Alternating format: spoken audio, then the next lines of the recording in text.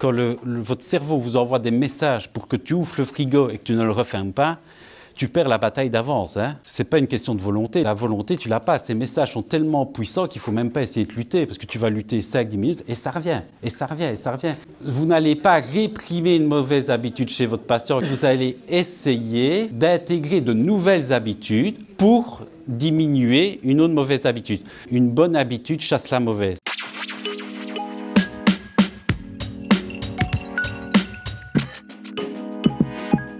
Alors, on va parler de la prédation déplacée. Donc, si vous voulez, on a besoin continuellement d'avoir du plaisir. Ça va? Ce plaisir, si vous voulez, si je demande ici à tout le monde dans l'auditoire, qu'est-ce qui te rend heureux, j'aurai certainement des réponses différentes d'une personne à l'autre. Ça va? C'est logique, puisque on est heureux, on endorphinise quelque part les choses que l'on connaît. Voilà, moi, des choses qui me rendent heureux, c'est par exemple les massages. Je peux vous dire que j'aime bien les massages. Pourquoi? Parce que je l'ai déjà fait. S'il y a un homme ici qui ne s'est jamais fait masser, il ne va pas me parler « Ah, les massages, ça me fait du bien ». Donc, c'est pour ça que plus vous avez généré de curiosité dans votre jeunesse, plus vous avez goûté à certaines choses, plus vous avez découvert des plaisirs qui vous ont généré des endorphines. Et ces endorphines, si vous voulez, libèrent aussi ces hormones de plaisir comme la sérotonine. Ça va? Il y a 4 activités qui génèrent chez l'humain beaucoup de plaisir. Il y en a plein, mais moi je pense qu'il y en a vraiment 4 qui ressortent plus importantes. Il y a, et c'est là, dans le cadre d'un surpoids qu'il faut prendre conscience de ça, c'est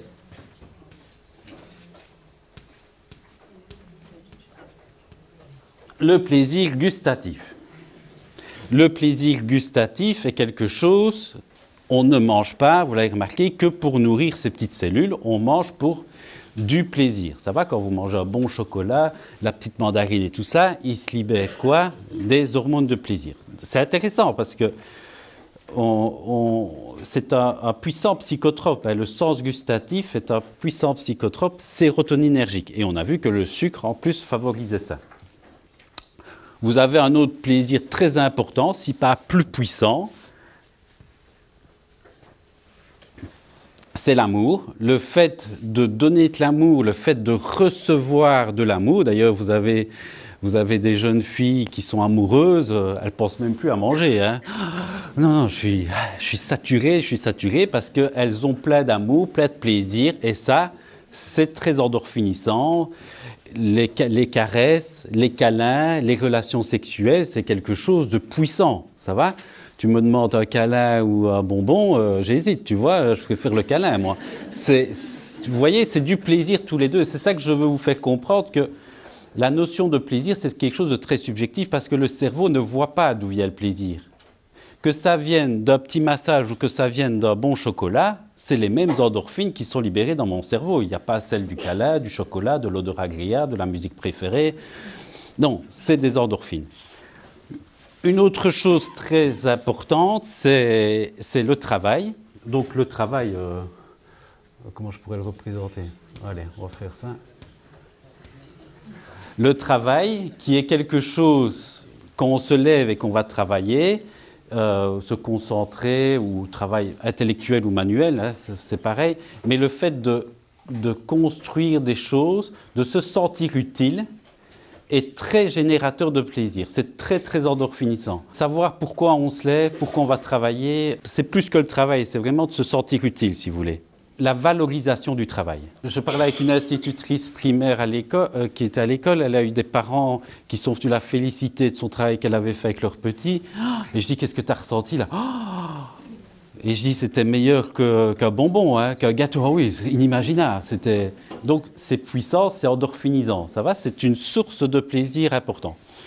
Et le reste, vous avez le sport qui est assez endorphinisant. Donc, je fais un petit haltère pour illustrer.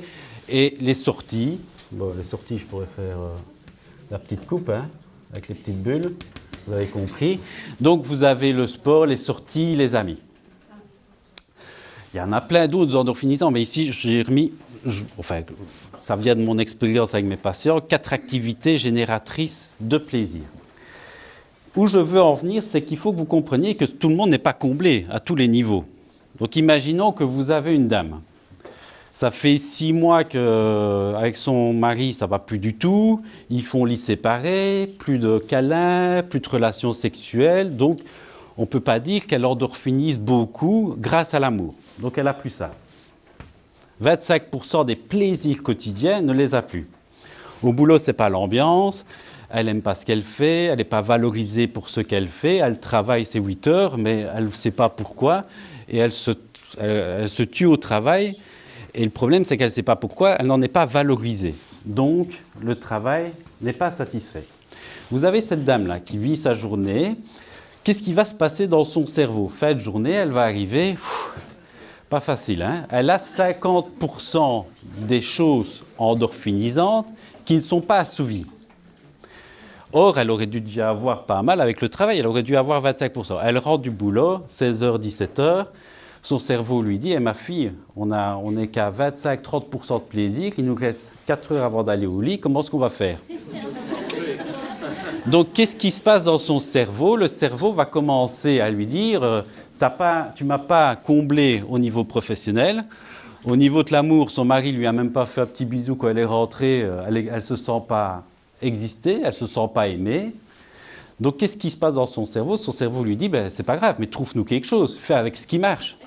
Ce qui marche, le gustatif qui devrait représenter 25%, qu'est-ce qu'il fait?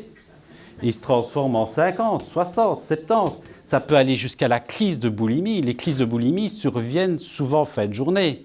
Ce n'est pas par hasard que ça vient fin de journée, parce que ça doit combler tout ce qui n'a pas été apporté le reste de la journée. Cette personne-là, je la comprends, qu'elle puisse craquer, qu'on comprend comment ça fonctionne, qu'elle puisse avoir envie de manger plus que de raison, si vous voulez. Qu'est-ce qu'on va faire avec cette personne-là? Est-ce qu'on va lui dire d'arrêter de manger du sucre? Heureusement qu'elle en a mangé, heureusement qu'elle a peut-être un peu exagéré. Pourquoi? Parce que grâce à ça, elle a tenu la tête hors de l'eau. Si elle ne l'avait pas fait, elle aurait fait quoi? Déprimée. J'entends encore des professionnels dire qu'il faut arrêter de compenser. Mais moi, je ne comprends pas. C'est essentiel de compenser. Si tu ne compenses pas, tu déprimes. Compenser, c'est vouloir générer dans son cerveau des endorphines. Donc, c'est logique qu'on doit aller chercher des endorphines pour compenser. Alors, plus tu es stressé, plus tu auras besoin de compenser. Ça dépend. Moi, des fois, j'ai plus besoin de compenser si j'ai une journée qui m'a généré plus de stress. Mais tout ça pour vous dire que ça ne sert à rien de dire à cette personne-là de manger moins de sucre. Elle est en survie, là. Par contre, si on lui dit de se trouver un amant, enfin je rigole, mais de trouver de l'amour ailleurs, imaginons qu'elle rencontre quelqu'un, qu'elle change de boulot, hein, tout ça va remonter et elle va pouvoir, sans s'en rendre compte, et c'est ça qui est intéressant, sans s'en rendre compte, avoir envie de moins de manger de sucre. Parce qu'en fait, ce qui va se passer, c'est que vous n'allez pas réprimer une mauvaise habitude chez votre patient qui est l'excès de sucre, vous allez essayer d'intégrer de nouvelles habitudes endorphinisantes, sérotoninergiques, pour diminuer une autre mauvaise habitude. Une bonne habitude chasse la mauvaise. Donc tant qu'elle ne va pas résoudre ça, ça ne sera pas, elle aura toujours besoin. On peut essayer. Mais moi, je dis à mes patients, je dis, quand votre cerveau vous envoie des messages pour que tu ouvres le frigo et que tu ne le refermes pas, tu perds la bataille d'avance. Hein. Moi, je l'ai vécu, hein, plus jeune. Ce n'est pas une question de volonté. La volonté, tu ne l'as pas. Ces messages sont tellement puissants qu'il ne faut même pas essayer de lutter, parce que tu vas lutter 5-10 minutes et ça revient, et ça revient, et ça revient. Alors, le problème, c'est que les gens, qu'est-ce qu'ils font? Ils se disent, allez, courage, ferme le frigo. Oui, mais ils ne font rien à la place. Imaginons la dame rentre du boulot. Son mari la prend dans ses bras. Elle avait envie d'un cookies. À ce moment-là, son mari, je ne sais pas, elle la prend dans ses bras, il lui fait un petit massage à détendre. Je vous garantis, dans les 10-15 minutes, elle a oublié qu'elle voulait un cookies. Parce qu'en fait, le cerveau, il a eu sa dose. Il n'a pas eu sa dose de cookies, on est d'accord, mais on s'en fout. Le corps, il veut du plaisir. Que ça vienne d'un cookies ou que ça vienne d'un massage ou d'un câlin ou d'une odeur agréable, il a sa dose. Tant qu'il a sa dose, il sera content. Mais par contre, si vous avez faim, on est d'accord qu'il n'y a que manger qui va la satisfaire. Mais quand vous avez des patients qui mangent pour du plaisir et pas pour satisfaire la faim, vous devez absolument travailler là-dessus et leur trouver des choses qui leur font du bien. Le travailler au maximum avec vos patients, plutôt que ne travaillez pas trop dans la répression parce que ça ne marche pas. Ils ont déjà essayé avant de venir vous voir. Mais par contre, essayez. Moi, je travaille avec des coachs, des thérapeutes, des psychiatres, des psychologues, des gens qui peuvent aider cette personne à reprendre soin d'elle. Et comme ça, les nouvelles bonnes habitudes qu'elle va intégrer dans sa vie va commencer à chasser ces mauvaises habitudes parce que sinon, elle sera dans la prédation déplacée. Donc, elle va bouffer le cookies parce qu'elle est insatisfaite sexuellement, par exemple, parce qu'elle est insatisfaite professionnellement. Vous voyez, c'est ça qu'il faut comprendre.